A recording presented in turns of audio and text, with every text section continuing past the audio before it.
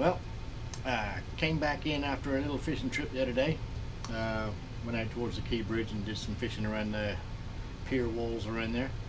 And this is my 30-year-old 1993. This came out.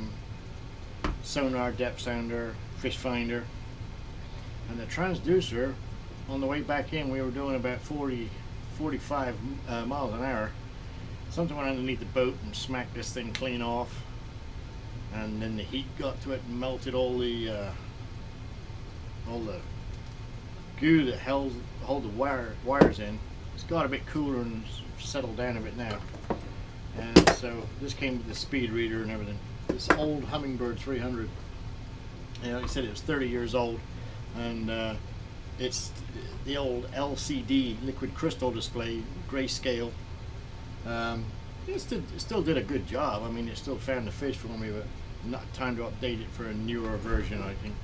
And then this way I can get a new bracket, which I just got the other day actually, a new bracket that I can put that, and I can actually mount this one on my dinghy, so it'll still work for fishing on my dinghy. So with that said, I can fit that to my dinghy and put that on a 12-volt battery. I've now got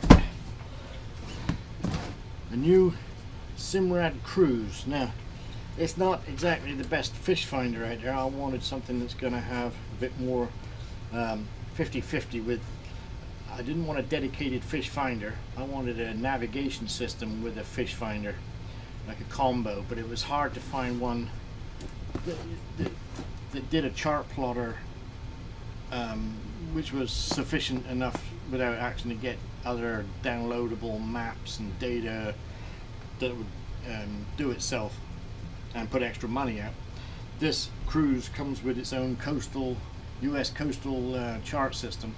It's all built into it, and it's got a fairly decent fish ID fish finder, which is more bent on the navigation side, with a backup as a sonar depth sounder fish finder.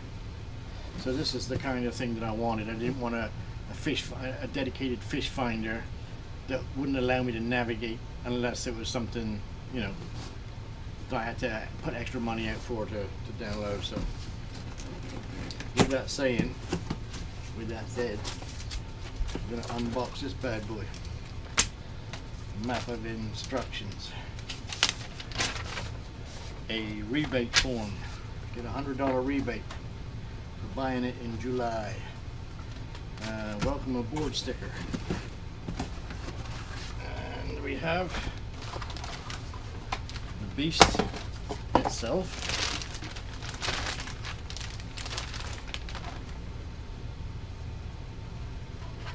Got the Simrad beast itself. Nice button stake, brand new with the screen protector on it. Clips missing out of the corner. Simple plug and play. Plug the transducer in, plug it into a battery, and it does its own thing. Built-in GPS. And what do we got here?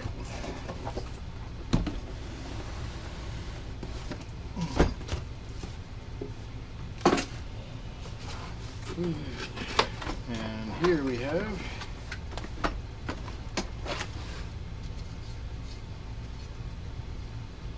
nice little mounting bracket.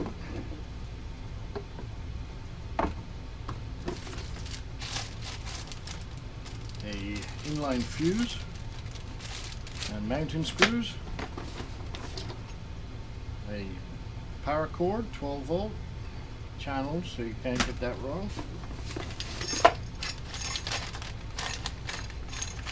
Mounting bracket with hardware for the transducer.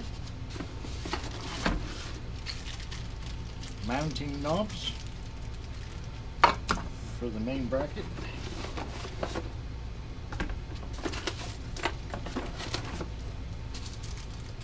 The 4 clips for the unit, the receiver unit, and 4 screws for the mounting bracket, and of course your transducer. Nice heavy duty wire, straight plug and play, hopefully long enough to go down the end of my boat. So that's it. Pretty smart and simple. Let's get her installed. Well, here we are, out on the back of the boat. And of course the first thing is get the transducer mounted and wired up. As soon as I'm at the back of the boat straight away, get that bad boy put on. Be right back. Okay, so that's the transducer installed and all hidden away. Now I just got to feed the wire up.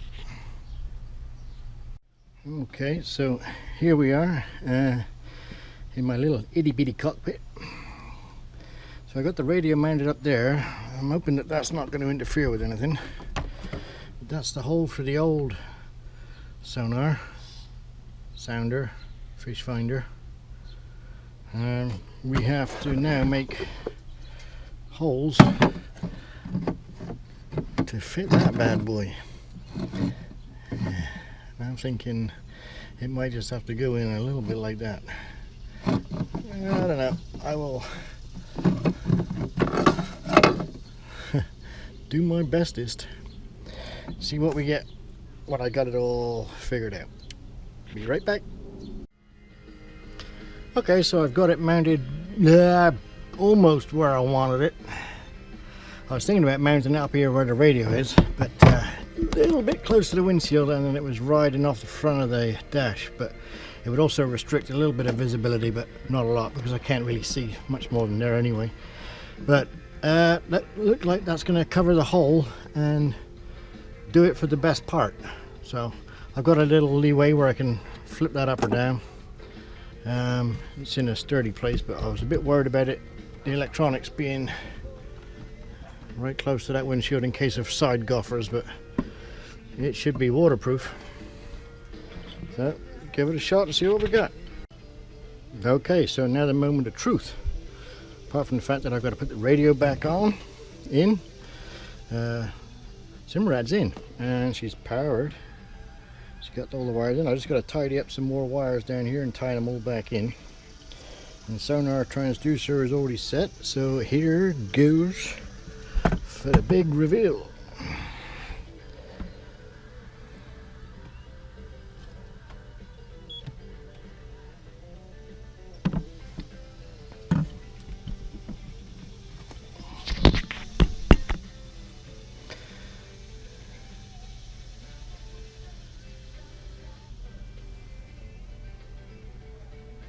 Seen something flicker. Got Simrad coming up. Takes its time. I have no idea why. Taking a very long time. There we go. English UK, English US. I'll take some of that. I'm guessing it's Czech. Yes. Yes. Do not rely on this product as your primary source of navigation. Oh, that's why I keep my navigation books in my car glove box. Okay, so we got that. Okay, accept. Auto rating is easy rating for general planning only. They do not replace safe navigation practices and should never be used as the only reference source. Gotcha. Configure the device. Well, looks like we're up and running, so I'm happy with that. Now I'm going to give it a test run and program it all in and let you know what I got later.